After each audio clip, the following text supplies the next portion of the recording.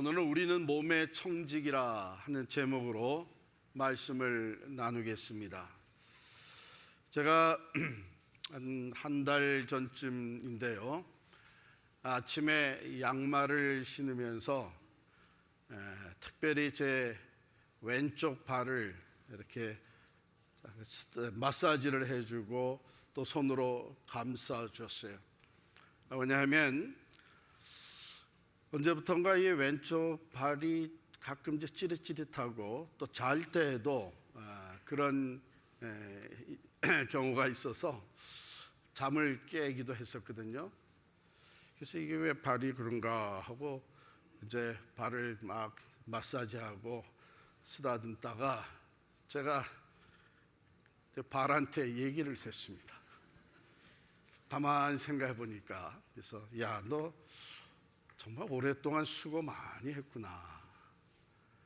태어나서 제가 걸음마를 배울 때부터 오늘날까지 이 발이 얼마나 수고를 했는지.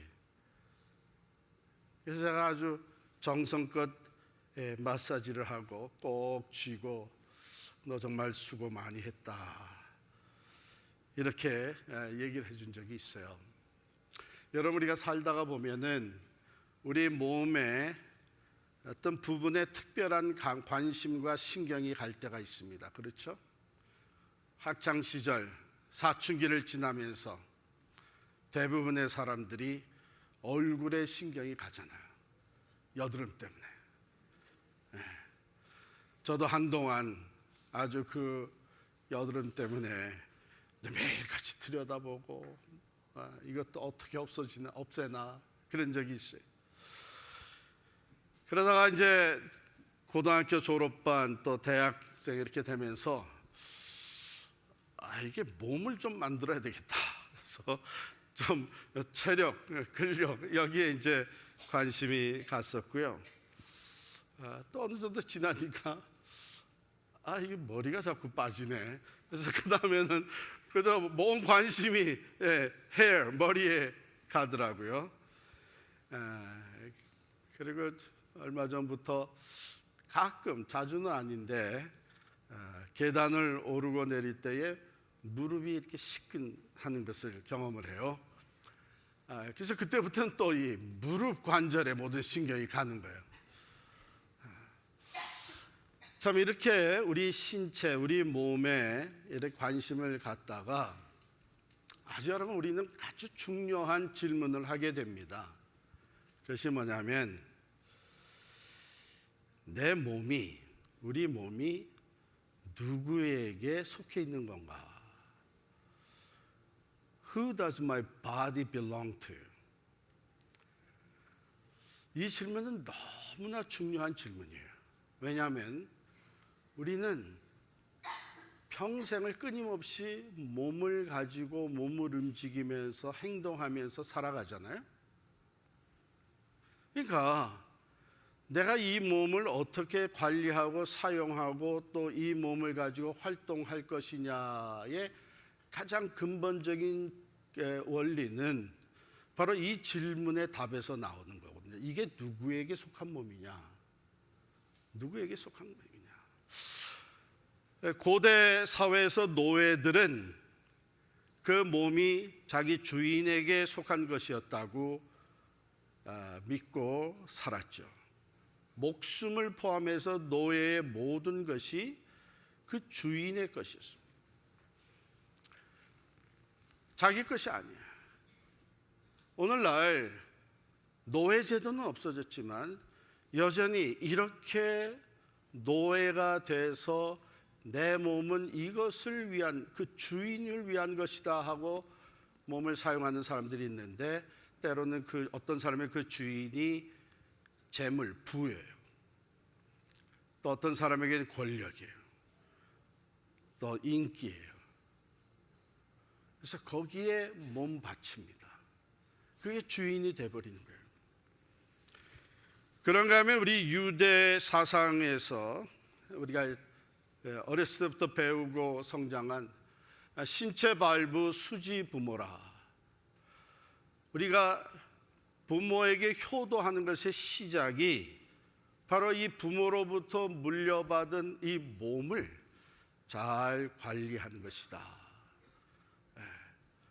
그래서 우리 몸이 내 것이 아니라 우리 부모에게서 물려받은, 어쩌면 지금까지도 부모에게 속한 것이라는 생각에서 효도가 여기서 시작이 되지 않았습니까?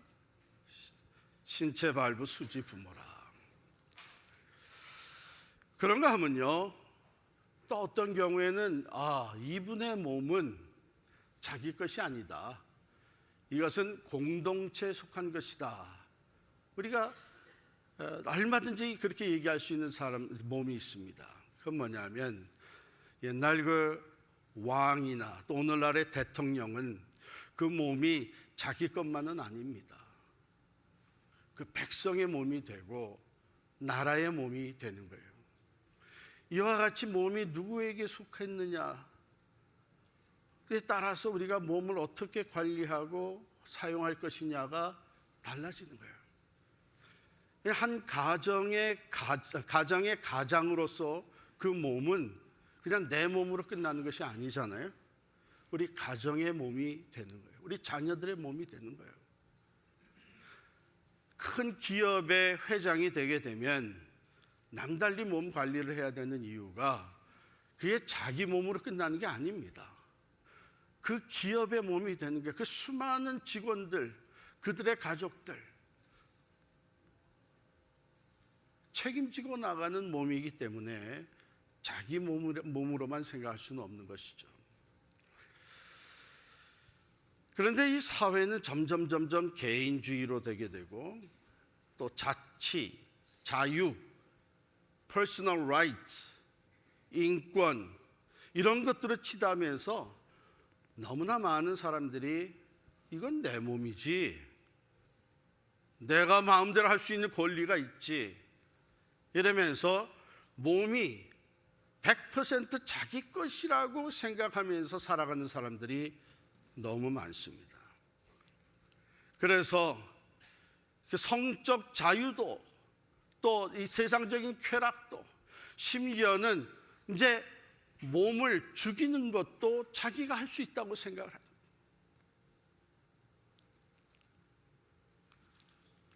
팩트가 중요한 것이 아니라 내가 어떻게 느끼고 내가 어떤 취향을 가지고 있느냐에 따라서 성이 바뀌는 거예요. 남자가 여자도 되고 여자가 남자도 되고 수많은 성별이 생겨나고 있는 거예요.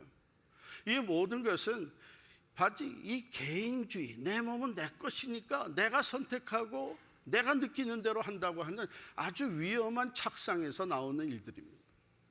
그러면 성경은 뭐라고 가르치는가? 영원한 진리, 하나님의 말씀은 우리 몸이 누구에게 속았다고 말씀하시는가? 여러분, 성경은요, 이중적으로 아주 강하게 우리의 몸은 하나님께 속했다고 말씀하십니다. 왜? 우리가 영어로 얘기하면은 We are doubly owned by God, 이렇게 얘기할 수 있어요. 이중적으로 우리는 하나님께 속한, 우리의 몸은 하나님께 속해요. 첫 번째, 하나님이 창조하셨습니다. 시편 139편 14절에 보면 이것은 하나의 구절이지만 이런 하나님의 창조에 대한 말씀은 너무나 많죠. I praise you for I am fearfully and wonderfully made. 내가 주께 감사함은 나를 지으심이 심히 기묘함이니이다. 우리의 몸이 머리끝에서부터 발끝까지 얼마나 참 기묘하게 만들어졌습니까? 창조주 하나님이 우리의 몸을 만드셨기 때문에 우리의 몸은 본래부터 창조주 하나님께 속한 몸입니다. 그런데 우리가 죄로 말미암아 하나님을 떠났고 우리의 몸은 영원한 심판과 죽음에 이르게 됐는데, 오늘 본문 말씀에 보면 20절에 이렇게 말씀하십니다. For you were bought with a price, so glorify God in your body. 값으로 산 것이 되었으니 그런즉 너희 몸으로 하나님께 영광을 돌리라. 본래 하나님께 속한 것이 우리의 몸은 본래 하나님께 속한 것인데 이제 죄와 영원한 죽음에 처한 우리의 몸을 하나님이 다시 값을 주고 산 거예요. 피값 주고 산 거예요. 그렇기 때문에 이중적으로 우리의 몸은 하나님께 속했다는 것을 우리는 부인할 수가 없는 것입니다. 언제 값을 주고 사셨습니까? 여기 보면 피값 주고 사셨는데 바로 예수 그리스도를 통해서 그 값을 치르신 거예요. 여러분, 여러분과 저의 몸이 얼마나 값진 것인 줄 여러분 아세요? 어떤 이 데이터 같은 걸 보게 되면 우리의 물질적인 몸을 다 이렇게 분석해 가지고 값을 다 매겨서 우리의 한 사람의 인간의 몸 가치는 물질적으로 볼 때 이 정도다 이렇게 얘기를 하는데, 여러분 그 경매, 옥션을 하게 되면 옥션에 나오는 물건들이 값이 얼마예요? 값이 매겨져 나오나요? 시작하는 값은 있지만 그 진정한 값은 언제 결정이 돼요? 마지막 낙찰돼서 그 값을 치른 사람, 그 사람에 의해서 값이 결정됩니다. 어떤 때는 아무것도 아닌 것 같은데 엄청난 값으로 팔려나가는 그림들이 있잖아요. 우리 몸은요, 값으로 말할 수가 없는 하나님의 독생자 예수 그리스도의 피값으로, 그의 죽음의 값으로 우리 몸이 다시 하나님께 속하게 된 거예요. 얼마나 귀한 것입니까? 그래서 우리는 먼저 생각해야 되는 것이 내 몸이 얼마나 귀한 것인지, 하나님께서 나를 위해서 십자가에서 독생자도 아낌없이 내어주셨다. 이것을 우리가 감사하며 살아가야 되는 것이죠. 그 다음에 두 번째, 오늘 본문에 보면 그렇게 값을 주고 사신 우리들의 몸은 성령의 전이 되었다, 이렇게 얘기해요. 성령, 하나님의 영이죠. 그리스도의 영입니다.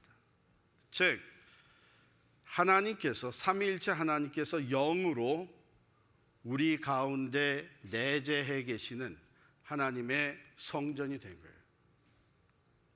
이스라엘 백성들이 성전을 지을 때에 거룩한 예루살렘 성전을 짓고 그 안에 가장 깊은 곳에 지성소가 있는데, 지성소에는 언약궤를 갖다가 놨습니다. 그리고 그 언약궤가 상징하는 것은 뭐예요? 하나님의 임재. 그러니까 우리 몸, 우리 안에 가장 중심에 누가 계시느냐? 성령님이 계시는 거예요. 우리가 볼 때는 그냥 똑같은 사람이라, 또 이렇게 다르게 생긴 사람이 이렇게 육체적으로 보이지만 실제 우리의 가치는 이렇게 엄청난 겁니다. 여러분, 문패 생각나시죠? 한국에 살 때 문패. 어느 가정에서 그 부모하고 자녀들하고, 성장한 자녀들하고 논쟁이 벌어졌어요. 성장한 자녀들은 저 문패 떼십시오. 요즘 시대가 어떤 시대인데, 이름을 아니 가장 쉬운 예로, 술 취한 사람이 말이죠, 자기 집도 찾지 못하고서는 왔다 갔다 하다가 아버지의 이름 문패를 보고서는 야 누구 나와 소리치면 어떡하려고 그래요? 그러니까 문패 이제는 필요 없는 시대가 됐으니까 떼십시오. 아버지는 죽어도 못 뛰겠다는 거예요. 자녀들이 그 이유를 좀 말씀해 보십시오. 아버지가 할 수 없이 얘기를 했습니다. 그 얘기가 뭐냐 하면 워낙에 가난한 가운데 6 자녀를 낳아서 키운 거예요. 이게 돈이 없으니까 열심히 일을 하지만 그 자녀들을 교육시키는 게 쉽지가 않은, 계속 새빵살이 옮겨 다니면서 그래도 자녀들을 교육을 다 시킨 거예요. 그리고 안 먹고 안 쓰고 해서 모은 돈 가지고 처음으로 집을 마련한 거예요. 그래서 아버지가 자녀들에게 하는 말씀이, 나는 솔직히 너희 앞에 이런 얘기를 하는 게 좀 부끄럽지만 하루 일과를 마치고 집에 돌아와서 우리 집 문패를 볼 때 가장 행복하다. 나에게도 이런 집이 있다고 하는 것. 그리고 이 집이 내 이름 석자가 문패로 올려진 내 집이라고 하는 것이 나에겐 가장 행복하다. 문패 뗐겠어요? 안 뗐겠어요? 자녀들이 뭐라고 얘기를 하겠어요?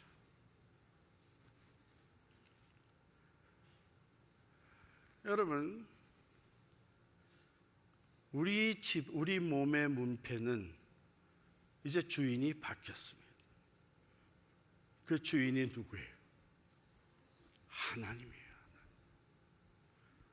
내 이 몸의 주인이 하나님. 우리의 몸은 그렇게 값지고 존귀한 것이 되었어요. 우리 안에 하나님이 성령으로 임재해 계세요. 그러니까 하나님께서 우리에게 맡겨주신 것이 이 몸입니다. 하나님의 소유인데 It belongs to God. 그런데 하나님께서 이 몸을 우리에게 여전히 사용하도록 맡겨주셨고, 우리는 하나님께 속한 우리 몸의 청지기, 이 몸을 잘 관리하고 사용하는 것이 우리의 책임입니다. 그러니까 하나님은 우리가 하나님께서 이렇게 존귀하게 만들어주신 이 몸을 잘 관리하고 사용하기를 원하시는 것이 하나님의 목적입니다. 그래서 오늘 말씀은 값으로 산 것이 되었으니 그런즉 너희 몸으로 하나님께 영광을 돌리라, 이렇게 되어 있습니다. 자, 그러면 우리가 매일같이 몸을 사용하고 살아가는데 이 몸을 관리하고 잘 사용하는데 그것이 하나님께 영광이 되게 하시기 위해서는요, 제가 생각할 때 우리가 이 3가지 질문을 항상 염두에 둬야 되는데, 첫 번째 질문은 뭔가? 내가 이 몸으로 무엇인가 하기 전에 이것이 죄가 되는가? 죄, 즉 하나님의 말씀, 하나님이 원하시는 것에서 벗어나는 죄가 되는가? 오늘 말씀에 보면 고린도 교회의 그 앞부분에 보면 그 믿는 사람들 가운데에 음행하는 자, 또 성적인 타락이 있었습니다. 그래서 하지 말라고 하십니다. 이와 같이 성경에는요, 우리의 몸으로 하지 말아야 될 것이 여러 군데 나옵니다. 가지 말아야 될 것이 언급되어 있습니다. 행동을 금한 것들이 나타나 있는데, 바로 그 하나님의 말씀에 준해서 지금 내가 내 몸으로 하는 것이 죄가 되는가, 이걸 먼저 물어봐야 됩니다. 이건 너무나 중요한 거예요. 죄라고 하는 것은 관계를 파괴하는 그 엄청난 결과를 가져옵니다. 여러분 알잖아요. 거짓이 들어오고, 그렇게 되면 부부 관계도 파괴되고, 한번 파괴된 그 관계는 회복시키기가 참 어렵습니다. 왜? 그 다음에는 베이식 트러스트가, 기본 신뢰가 깨졌기 때문에 말을 믿을 수가 없는 거예요. 의심이 먼저 앞서는 거예요.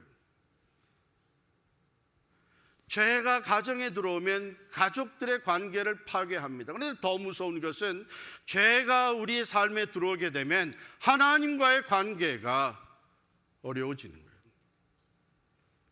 이사야 59장 1절 2절에 보면 하나님께 여호와께서 이제 귀가 어두워서 듣지 못하시는 것이 아니고 손이 짧아져 가지고 구원하지 못하는 것이 아니라 너희의 죄가 너희 하나님과 너희 사이를 그 간격을 내었다고 말하고 있어요. 심각한 문제잖아요. 하나님의 은혜를 받고 하나님의 응답을 받고 하나님의 도우심을 받고 하나님의 인도하심 가운데 하나님과 더불어 살아가야 되는 우리가 이 몸을 가지고 죄를 짓는다면 하나님과 관계에 심각한 문제가 발생하는 것이죠. 그래서 우리는 첫 번째, 이게 죄가 되는가 반드시 물어야 돼요. 그 다음에 두 번째, 이게 지혜로운 것인가 하는 질문을 던져야 돼요. 성경에 보면 이건 죄다, 이건 죄가 아니다, 이렇게 분명하게 말씀해 주신 것도 있지만 그렇지 않은 것도 참 많습니다. 대표적인 게 뭐예요? 그렇죠, 다 아시잖아요. 이 술, 담배. 목사님, 술 취하지 말라는 말은 있지만 술 마시지 말라는 말은 없지 않습니까? 어떻게 또 그렇게 잘하는지. 예?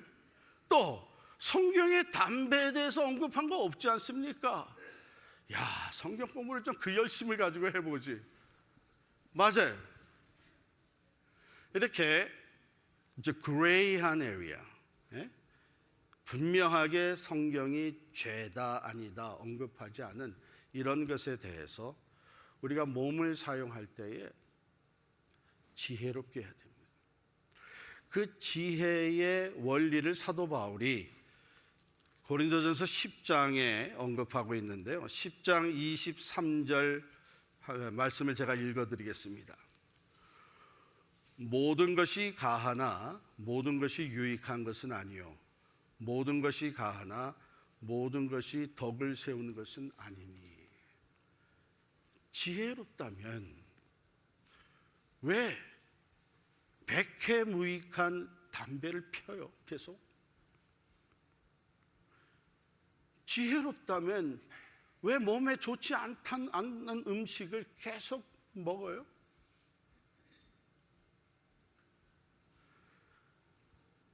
지혜로운 청지기가 되어야 되는 것이죠.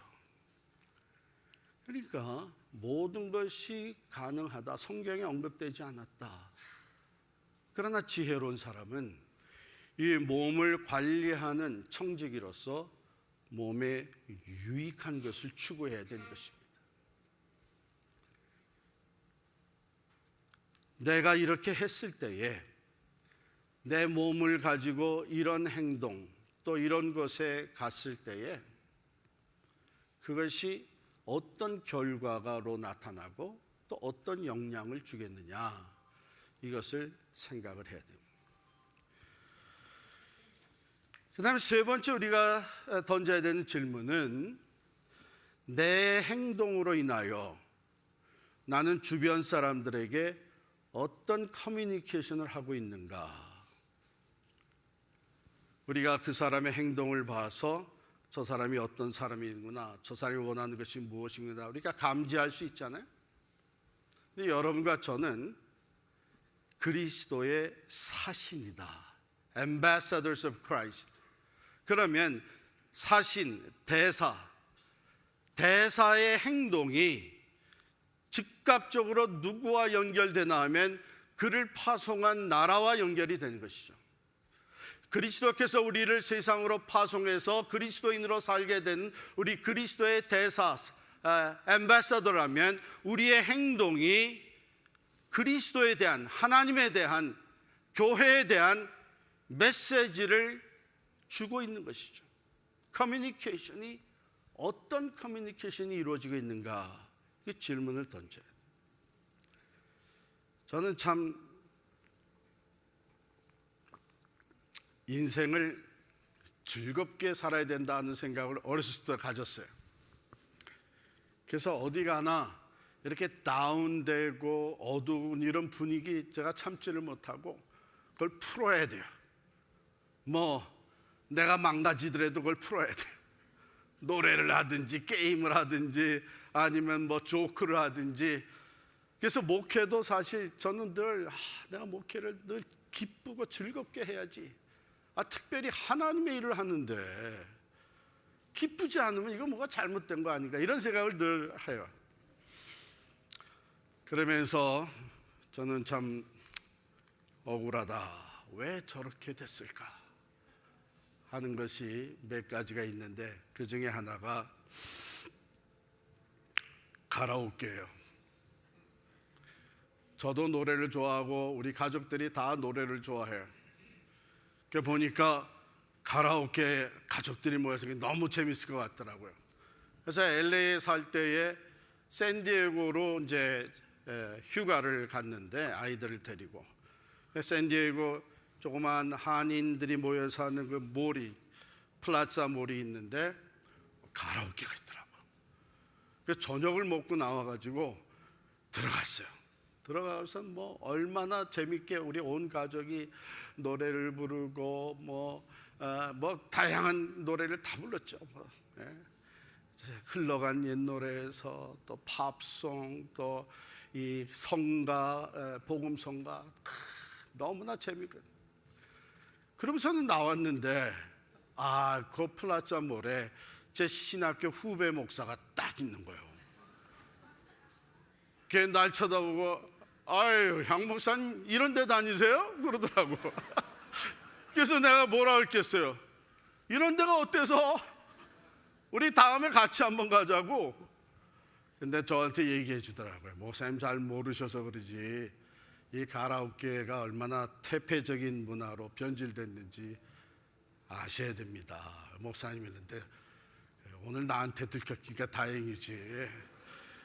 교인들한테 들켰으면 큰일 나는 거예요. 그래서 나중에 알고 보니까 정말 이 가라오케가 태폐 문화로 변질이다.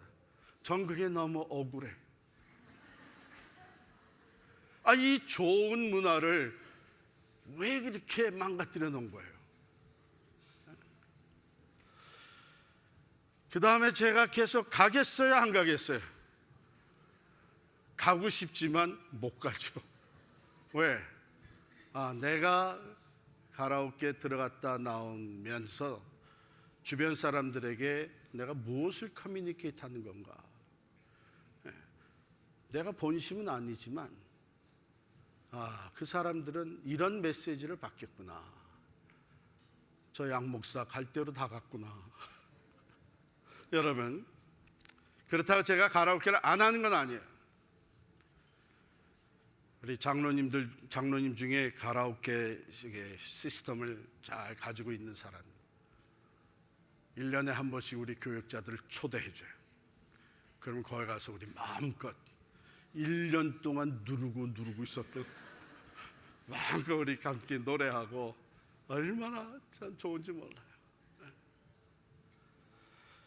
그러나 우리가 이 몸을 가지고 행동할 때 우리 그리스도인들은 그리스도의 대사로서 내 행동이 내가 몸으로 하는 이것이 지금 무슨 메시지를 보내고 있는 건지 주변 사람들과 어떤 커뮤니케이션을 지금 하고 있는 건지를 생각해야 돼요. 그래서 모든 것이 가하나 덕이 돼야 돼요. 덕이 돼야 돼요.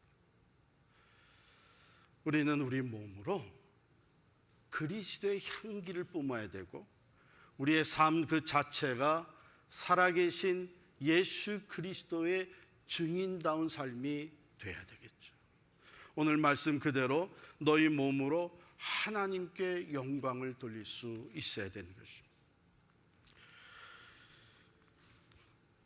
103세를 사시고 하나님의 부르심을 받으신 그 방지일 목사님, 여러분 아마 잘 아실 거예요. 우리 한국의 대표적인 선교사님이셨고 또 교단 지도자였고 방재일 목사님 참 영등포 교회 담임 목사님이셨고 제가 참 존경하는 분이셨는데 이분이 평소에 하신 말씀이 있어요. 그게 뭐냐면 여러 가지가 있는데 그 중에 대표적인 게 달아 없어질지언정 녹슬지는 않겠다, 그런 말이에요. 내가 하나님의 영광을 위해서, 교회를 위해서 복음을 전하고 선교하고 어려운 자들을 찾아가서 위로하고 기도하고 이 몸을 가지고 하나님의 영광을 위해서 사는 중에 이게 달아 없어질지언정 이걸 가만히 두어서 녹슬지는 않겠다는 거예요. 그런데 이분이 103세를 사셨어요. 제가 이분이 95세인가 6세가 되셨을 때 어느 선교 컨퍼런스에서 가서 만났는데 라비에 앉으셔서 셀폰을 가지고 이메일을 읽고 보내시는 거예요. 깜짝 놀랐어요. 96세가 되신 분이 아니 목사님 이걸 다 사용하라세요? 양 목사 이게 있어서 얼마나 좋은지 몰라. 내가 세계 어디를 가더라도 이걸로 다 소통이 돼. 달아 없어질지언정 녹슬지는 않겠다. 내가 이 몸을 가지고 활동할 수 있는 동안에 전적으로 내가 하나님의 영광을 위해서 이 몸을 사용한다고 하는 것은 여러분 이 몸을 우리에게 맡겨주신 하나님께 큰 기쁨과 칭찬을 받는 것이죠. 잘하였도다 착하고 충성된 종아. 우리 몸이 다 다르습니다. 그러나 저는 우리가 이 세상에 이 몸을 가지고 있는 한은 무엇인가 반드시 하나님의 영광을 위해서 이 몸을 사용할 수 있는 길이 있다고 믿습니다. 누워서도 사랑의 편지, 위로의 편지, 기도의 편지를 보낼 수 있죠. 활동하시다면 한 사람이라도 찾아가서 위로하고 전도할 수 있는 거죠. 아직 기력이 넉넉하다면 선교에 참여할 수 있고 교회 봉사에 나설 수가 있는 거죠. 제가 오늘 말씀을 준비하다가 송명희 시인이 떠올랐어요. 여러분 잘 아시는 분이잖아요. 하늘의 시인이라고 불려지는 송명희 시인. 뇌성마비로 태어났어요. 출산할 때에 의술팀의 잘못으로 이 뇌가 손상이 되었고 그래서 뇌성마비가 됐어요. 10살이 넘어서야 스스로 젓가락도 아니고 숟가락질을 할 수 있게 됐습니다. 가정은 가난했고 아버지는 결핵으로 시달렸었다 합니다. 그러니 자연히 부모를 원망하고 하나님을 원망했었겠죠.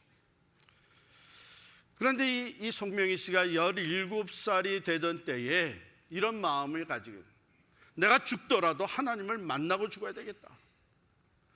하나님을 원망하다가 도대체 하나님이 왜 나를 이렇게 만드셨는지, 이렇게 태어나게 하셨는지, 내가 죽더라도 하나님을 꼭 만나고 죽어야 되겠다고 하는 결단을 하고 목숨을 걸고 기도하기 시작을 했는데 하나님은 응답을 주신 거예요. 내가 결코 너를 버리지 않겠다. 이 하나님의 음성을 들었고 하나님을 개인적으로 만나는 체험과 함께 이제 하루에 몇 시간씩 기도하면서 성경을 꾸준히 읽기 시작을 했습니다. 성경을 읽다가 의문이 생기게 되면 그것이 기도의 제목이 되어서 하나님 앞에 묻고 또 하나님이 감동으로 또 마음의 귀로 들려주시는 응답을 받고 그러면서 송명희 씨는 시를 쓰기 시작을 했습니다. 그래서 시집을 내기 시작을 했고 그 시 중에는 그것이 찬양으로 만들어져 가지고 많은 사람들에게 은혜를 끼치고 또한 삶의 용기와 변화를 가져다 주는 놀라운 열매들을 맺어가야 됩니다. 여러분, 그 중에 우리가 너무나 잘 아는 나 가진 재물 없으나, 나 가진 재물 없으나, 나 남이 가진 지식 없으나, 나 남에게 있는 건강 있지 않으나, 나 남이 없는 것 있으니, 나 남이 못 본 것을 보았고, 나 남이 듣지 못한 음성 들었고, 나 남이 받지 못한 사랑 받았고, 나 남이 모르는 것 깨달았네. 공평하신 하나님이 나 남이 가진 것 나 없지만 공평하신 하나님이 나 남이 없는 것 갖게 하셨네.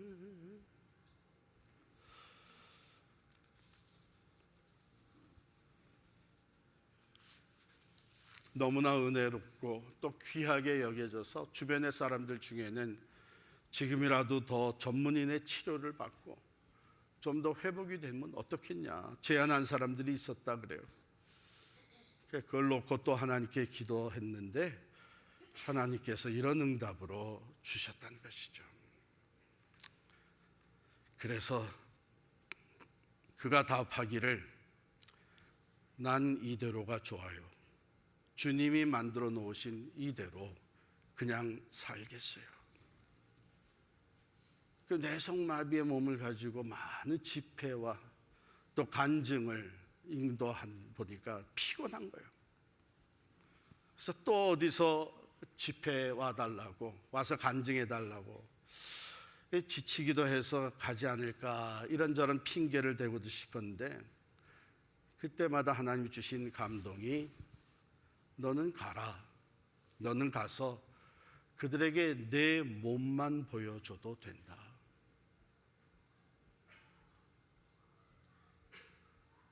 그 몸으로, 뇌성마비의 몸으로 하나님의 영광을 엄청나게 드러내는. 여러분 혹시 내 몸의 어느 한 부분이 정상치 못해서 그것 때문에 고민하고 갈등하고 주저앉아 계십니까? 여전히 있는 모습 그대로 내 상태 지금 이대로 우리는 하나님의 영광을 위해서 살 수 있는 길이 있는 것을 믿으시기를 바랍니다.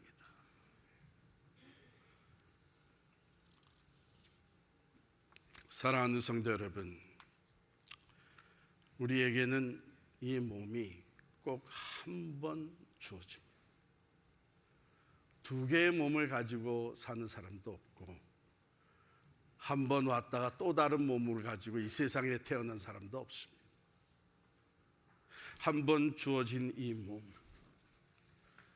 하나님께서 존귀하게 만들어 주셨습니다. 창조주 하나님께 속한 몸이고 또한 피값 주고 사셔서 가장 가치 있는 몸이 되게 하셨습니다. 이제 우리는 이 몸을 맡은 하나님께 속한 이 몸을 맡은 몸의 청지기로서 이런 질문을 늘 하며 살기를 원합니다. 지금 내가 하고 있는 것 또 하려고 하는 것 이것이 죄가 되는 것은 아닌가. 하나님의 뜻을 따라서 우리의 몸이 사용되기를 원하고요. 내가 지금 하려고 하는 것이 이것이 지혜로운 일인가, 내 몸에 유익이 되는 것인가, 아니면 해가 되는 것인가.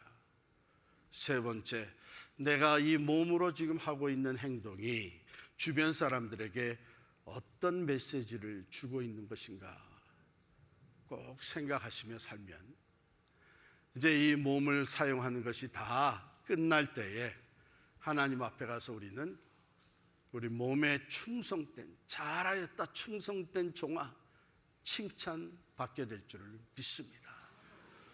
이제 다 일어나셔서 우리 찬양하고 기도하겠습니다.